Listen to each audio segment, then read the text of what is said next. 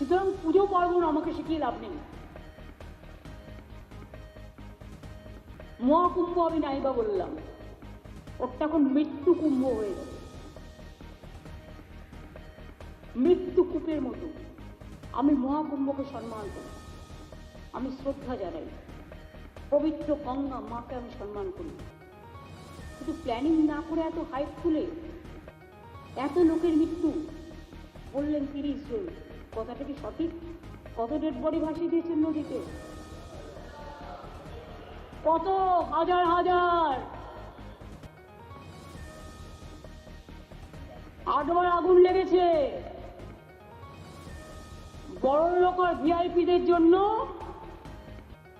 লক্ষ টাকার ক্যাম্প, আর গরিব লোকেদের, সাধারণ লোকেদের জন্য লাইনে দাঁড়ান 15 ঘন্টা 20 ঘন্টা দাঁড়িয়ে, যদি একটা মাদুরেও বসে 2000 টাকা, এক কাপ লাল চাও 500 থেকে 2000 টাকা। তারা যে জায়গাটা গিয়ে স্নান করবে সেটা আলাদা, ভিআইপিদের স্নানের জায়গাটা আলাদা। আর সেই জলটা আপনারা দূষিত করেছেন, বিষাক্ত করেছেন মহাকুম্ভের পবিত্র জায়গাটা। সব জায়গায় হাইপ তুলে দিয়েছে। সে একবার হয়েছিল না, গণেশ দুধ খাচ্ছে, সব ওখানে স্নান করো নাহলে পবিত্র হবে না।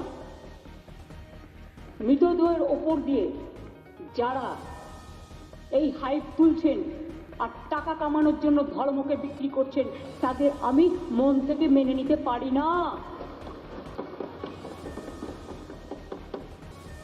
একটা বড় অনুষ্ঠানের স্ট্যাম্পেড হতেই পারে, কিন্তু তার জন্য প্ল্যানিং করতে হবে। কি প্ল্যানিং করেছিলেন আপনারা? মহাকুম্ভ শুরু হওয়ার দিন পর্যন্ত কোনো প্ল্যানিং হয়নি। ইভেন এখনো আমি দেখছি আসানসোল থেকে শুরু করে বিহারের লোক এনে ভরছেন, আসানসোলের লোক এনে ভরছেন, বিভিন্ন জায়গার লোক এনে ভরছেন, আর বলছেন চলো সব বিনা পয়সা করে দেবো, ফ্রিতে ট্রেন দিচ্ছেন। আপনি আগে দেখুন আপনার ক্যাপাসিটি আছে কিনা।